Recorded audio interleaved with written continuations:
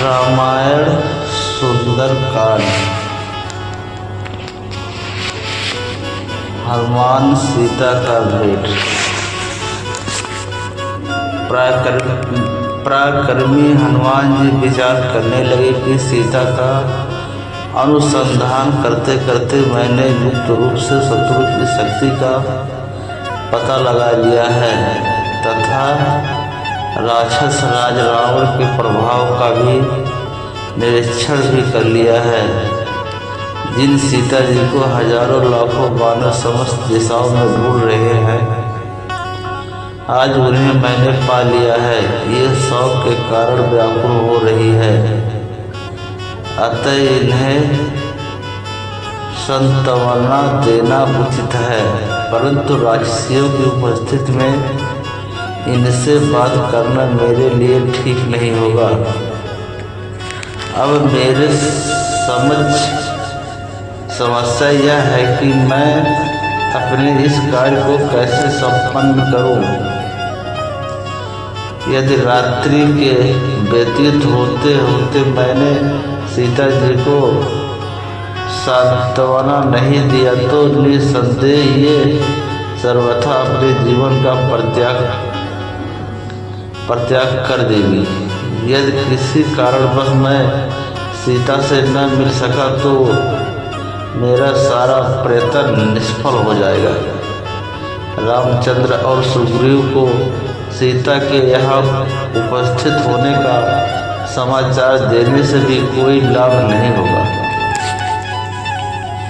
क्योंकि इनकी दुखद दशा को देखते हुए यह नहीं कहा जा सकता है कि ये किस समय निराश होकर अपने प्राण त्याग दे। इसलिए उचित यही होगा कि मैं सीता जी, जिनका चित्त अपने स्वामी में ही लगा हुआ है, श्री राम के गुण गाकर सुनाऊं, जिससे उन्हें मुझ पर विश्वास हो जाए।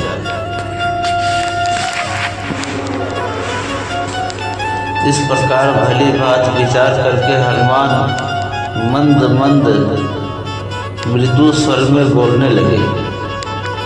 इक्ष्वाकुओं के कुल में परम प्रतापी तेजस्वी यशस्वी एवं धन धान समृद्ध विशाल पृथ्वी के स्वामी चक्रवर्ती महाराज दशरथ हुए।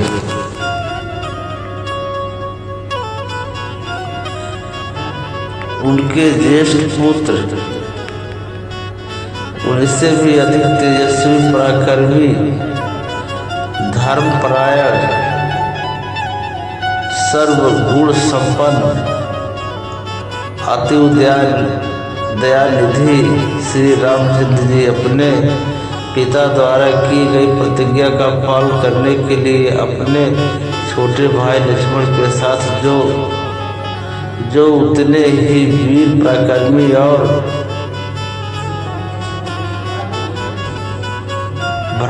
भक्त हैं, 14 वर्ष की वनवास की अवधि समाप्त करने के लिए अनेक वनों में भ्रमण करते हुए चित्रकूट में आकर निवास करने लगे। उनके साथ उनकी परम प्रिय पत्नी महाराज जनक की लाडली सीता जी भी थी। वनों में ऋषि मुनियों को सताने वाले राक्षसों का उन्होंने संहार किया। लक्ष्मण ने जब दुराचारणी शूर्पणखा के नाक कान काट लिए तो उसका प्रतिशोध लेने के लिए उसके भाई खरदूषण उनसे युद्ध करने के लिए आए, जिनको रामचंद्र जी ने मार गिराया और उस जन्म स्थान को राक्षस विहीन कर दिया। जब लंकापति रावण को खरदूषण की मृत्यु का समाचार मिला तो वह अपने मित्र मारीच को लेकर छल से जानकी का हरण करने के लिए पहुंचा।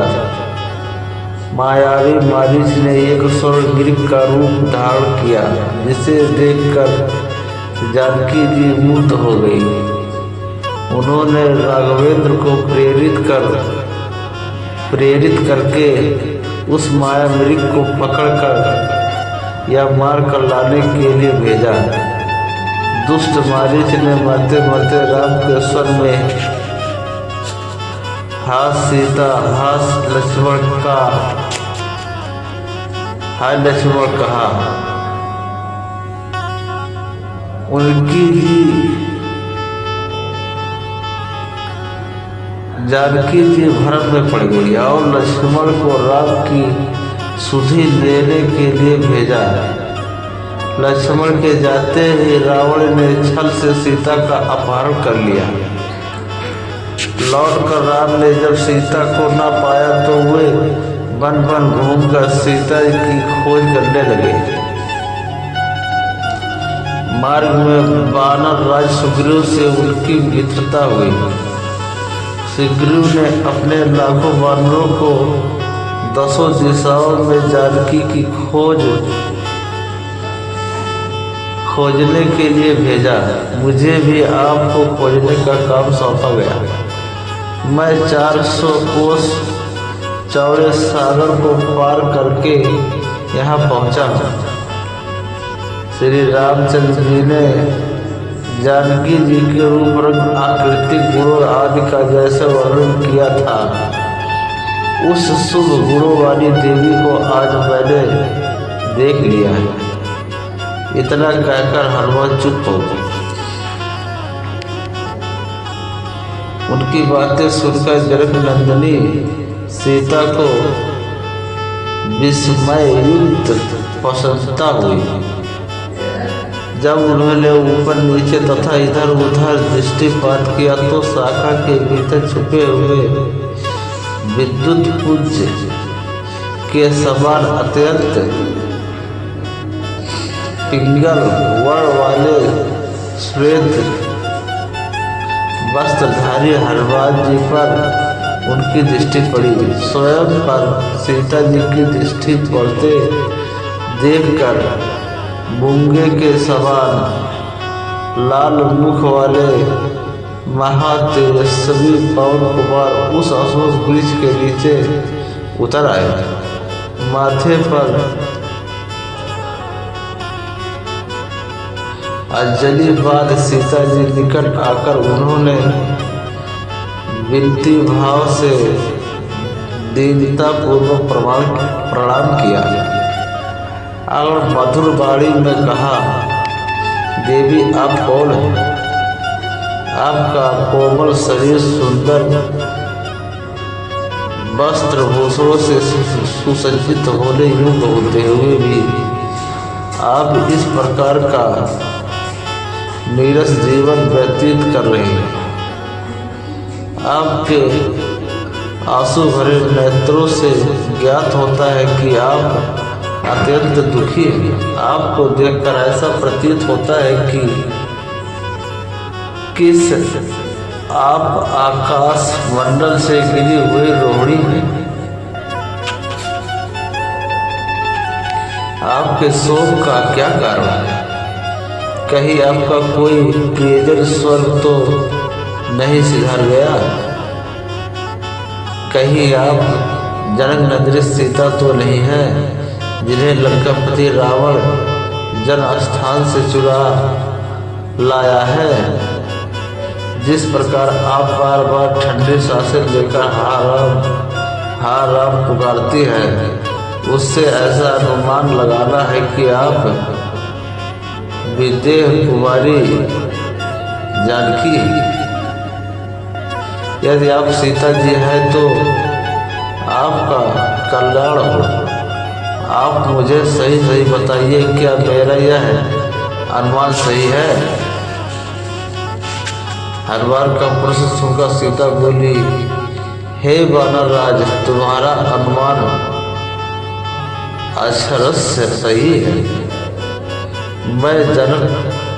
मैं जनकपुरी के महाराज जनक की पुत्री अयोध्या के चक्रवर्ती महाराज दशरथ की पुत्र वधू तथा परम तेजस्वी धर्मात्मा श्री राम जी की पत्नी हूँ। जब श्री राम जी अपने पिता की आज्ञा से वन में निवास करने के लिए आए तो मैं भी उनके साथ वन में आ गई थी। वन से ही यह दुष्ट पापी रावण छल पूर्वक मेरा अपहरण करके मुझे यहाँ ले आया। वह मुझे निरंतर यातनाएं दे रहा है। आज भी वह मुझे 2 मास की अवधि देकर गया है। यदि 2 मास के अंदर मेरे स्वामी ने मेरा उद्धार नहीं किया तो मैं अवश्य प्राण त्याग दूंगी। यही मेरे शोक का कारण है। अब तुम मुझे कुछ अपने विषय में बताओ।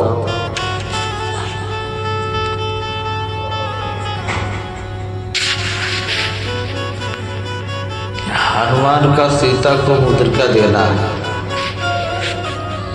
सीता के वचन सुनकर वानर शिरोमणि हनुमान जी ने उन्हें सांत्वना देते हुए कहा, देवी मैं श्री राम का दूत हनुमान हूँ और आपके लिए संदेश लेकर आया हूँ।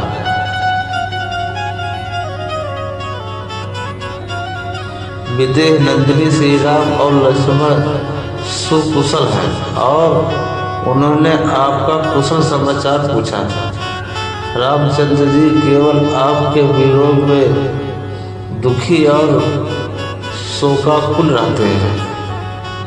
उन्होंने मेरे द्वारा आपके पास अपना कुशल समाचार भेजा है और तेजस्वी लक्ष्मण जी ने आपके चरणों में अपना अभिवादन कहलाया है।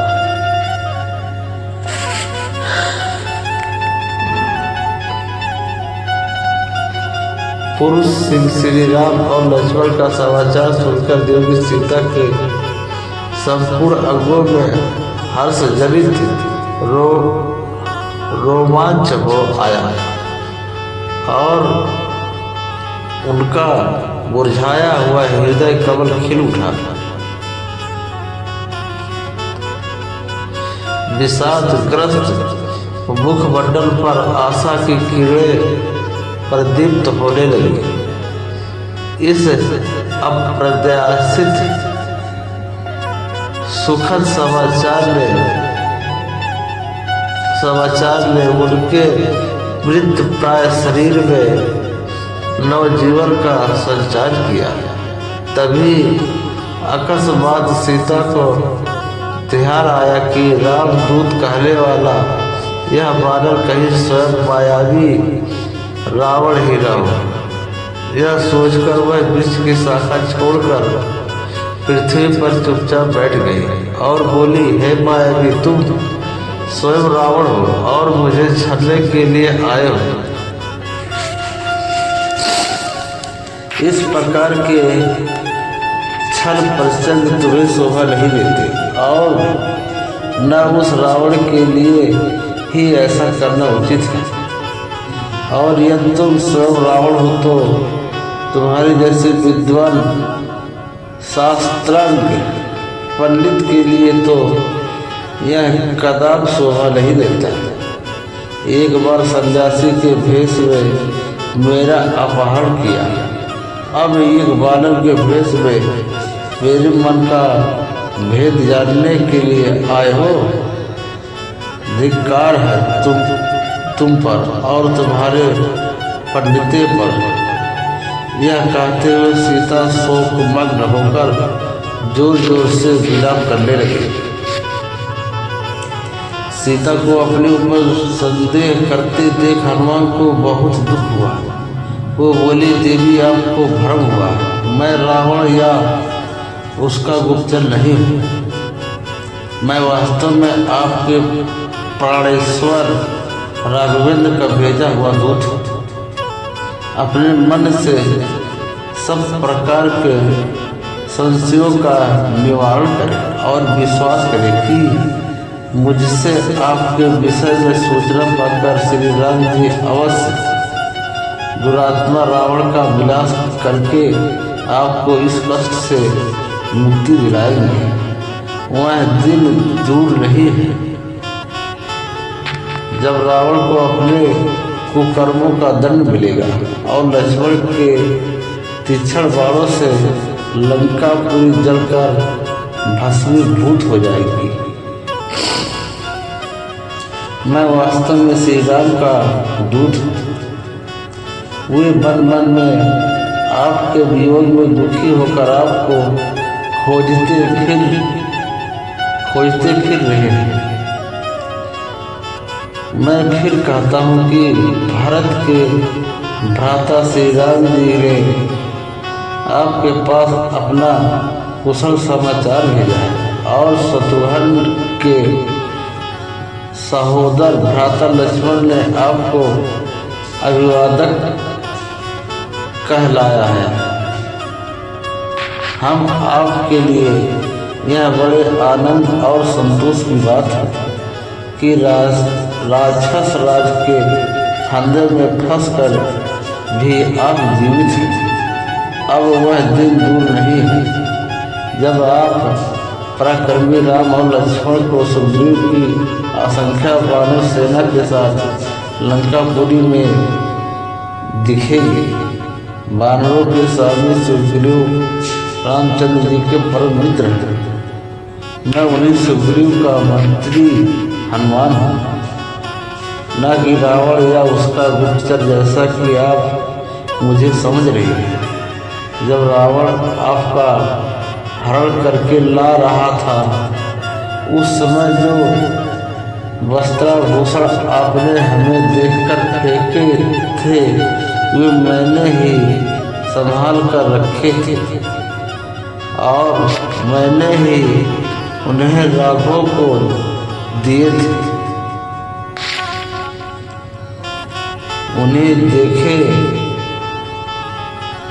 उन्हें देखकर रामचंद्र जी वेदना से व्याकुल होकर विलाप करने लगे थे। अब भी वे आपके बिन क्षय वन में उदास और उन्मत्त होकर घूमते रहते हैं। मैं उनके दुख का वर्णन नहीं कर सकता। हनुमान के इस विस्तृत कथन को सुनकर जानकी का संदेह कुछ दूर हुआ, परंतु अब भी वह उन पर पूर्णतया विश्वास नहीं कर पा रही थी। वो बोली, हनुमान तुम्हारी बात सुनकर एक मन कहता है कि तुम सच कह रहे हो। मुझे तुम्हारी बात पर विश्वास कर लेना चाहिए, परंतु मायावी रावण के छल प्रचंड परपंच को देखकर मैं पूर्णतया आश्वस्त नहीं हो पा रही हूँ। क्या किसी प्रकार तुम मेरे इस संदेह को दूर कर सकते हो? सीता जी के तर्कपूर्ण वचनों को सुनकर हनुमान ने कहा, हे महाभागे, इस मायावी कपटपूर्ण वातावरण में रहते हुए आपका हृदय संकालु हो गया है। इसके लिए मैं आपको दोष नहीं दे सकता, परंतु आपको यह विश्वास दिलाने के लिए कि मैं वास्तव में श्री रामचंद्र जी का दूत हूँ, आपको एक अकाट्य